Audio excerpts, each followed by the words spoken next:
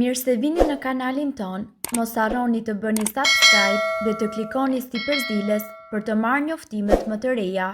Faleminderit!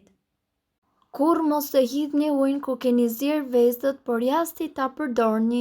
Kur I zieni vezët në të ardhmen, mos e derdhni ujin në të cilin I keni zier. Arsyeja pse po ju themi që të mos e bëni këtë është se ju mund ta përdorni atë për lulet tuaja. Ky ujë mund të përdoret as më pak dhe as më shumë se sa për bimët tuaja. Gjithsesi, bimët e duan kalciumin dhe uji në të cilin janë zier vezët ka shumë kalcium, por pse është kaq I rëndësishëm kalciumi tek bimët? E dim që uji në të cilin është zier pasta mund ta përdorim për përgatitjen e gjeldrave, mirë por çfarë mund të bëjmë ne kur ziejmë vezët? Jemi të sigurt që keni dëgjuar për ujin në të cilin janë zier makaronat që mund ta përdorni për përgatitjen e salcave të ndryshme. Mirë po në fakt ju gjithashtu mund të përdorni edhe ujin në të cilin janë zier vezët, I cili njëkohësisht është shumë fish I dobishëm për shëndetin, për bimët apo edhe në përdorime të tjera.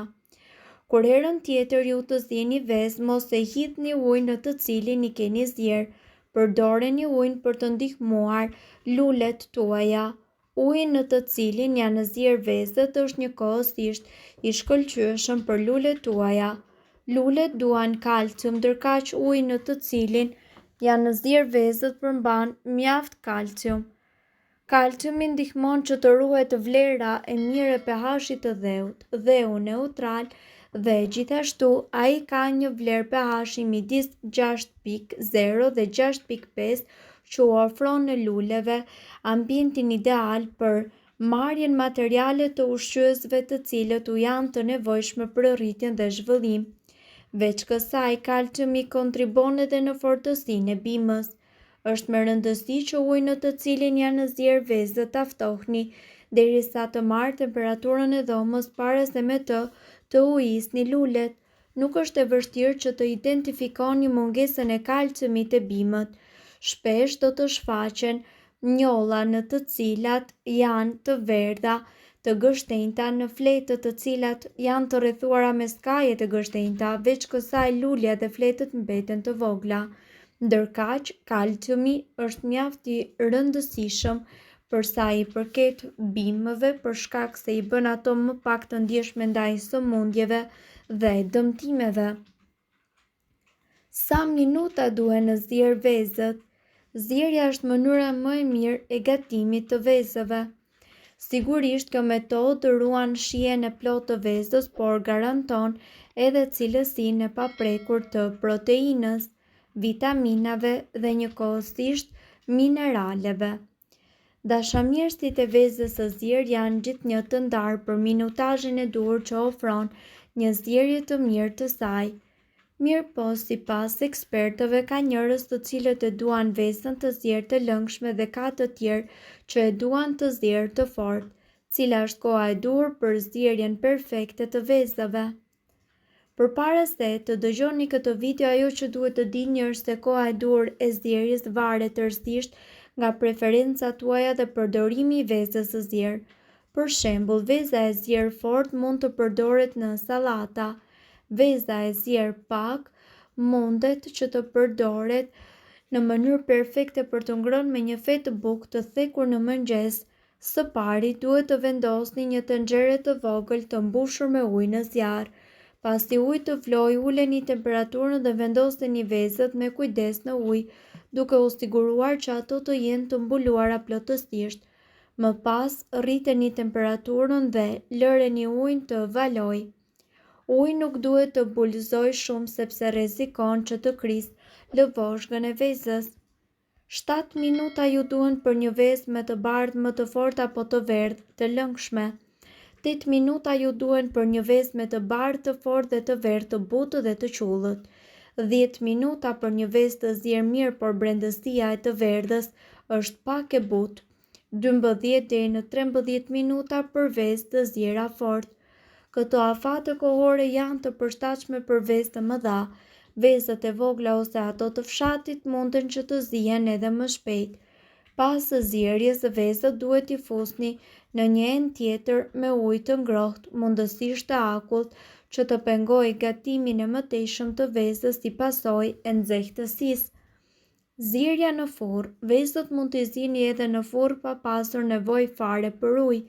Ndizeni furrën në 180 gradë Celsius dhe më pas futeni vezën në një tavë pjekje me kupa.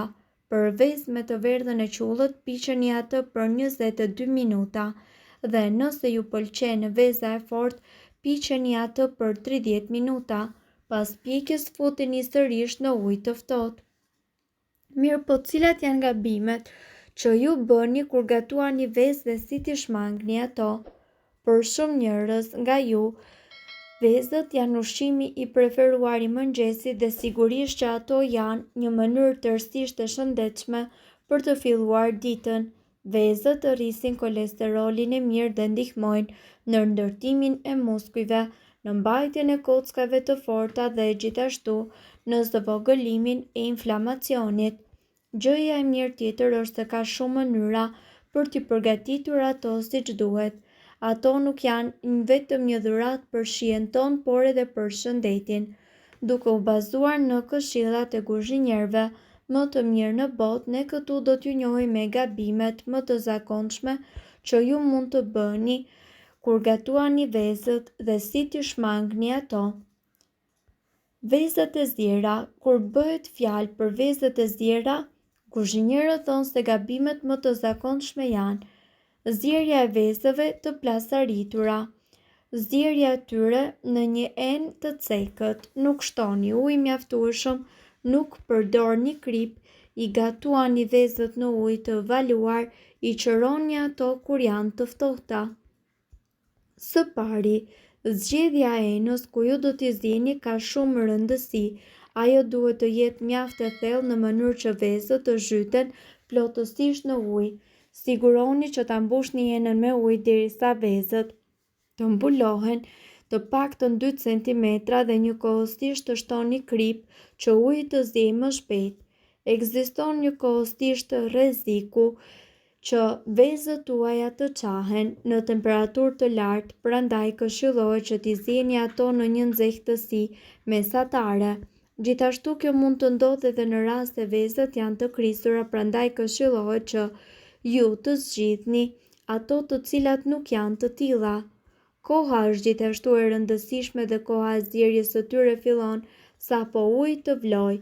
Në këtë moment ju duhet të filloni edhe numërimin e minutave dhe ta lini nga 10 deri në 12 minuta. Sigurisht mund të përdorni dhe vezët e skuqura. Gabimet më të zakonshme që mund të bëni kur gatuani vezë të skuqura sipas kuzhinierëve janë: nuk përdorni vezë të freskëta, përdorni një tigan i cili ngjit nxehtësi të lartë dhe njëkohësisht nuk përdorni gjalp. Nëse kërkoni të skuqni vezë në mënyrën e duhur, ju duhet që të zgjidhni vezë sa më të freskëta. Kur një vezë është e vjetër, e bardha dhe e verdha hollohen. Kjo do të thotë që e bardha dhe e verdha do të përhapen në vend që të jetë kompakte dhe të trasha. Gjithashtu përdorimi i gjalpit do të shtojë më tepër aromë dhe shije. Dhe mos harroni të përdorni një tigan i cili nuk ngjit, përndryshe ato do të ngjisin, sidomos në qoftë se nxehtësia është e lartë.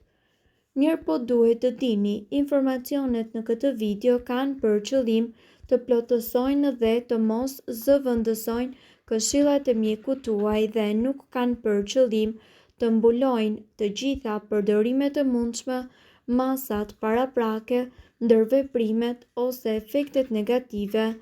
Informacionet në këtë video mund të mos i përshtaten rrethanave tuaja shëndetësore, prandaj para përdorimit konsultohuni me mjekun tuaj. Nëse doni të dëgjoni videot tona që ne postojmë çdo ditë, kliko subscribe. Ju ftojmë gjithashtu të bëni like në videot tona nëse i keni dëgjuar dhe pëlqyer ato. Faleminderit që e pat videon ton. Shpërndajni këtë video në profilin tuaj në mënyrë që të informohen edhe shokët tuaj. Faleminderit.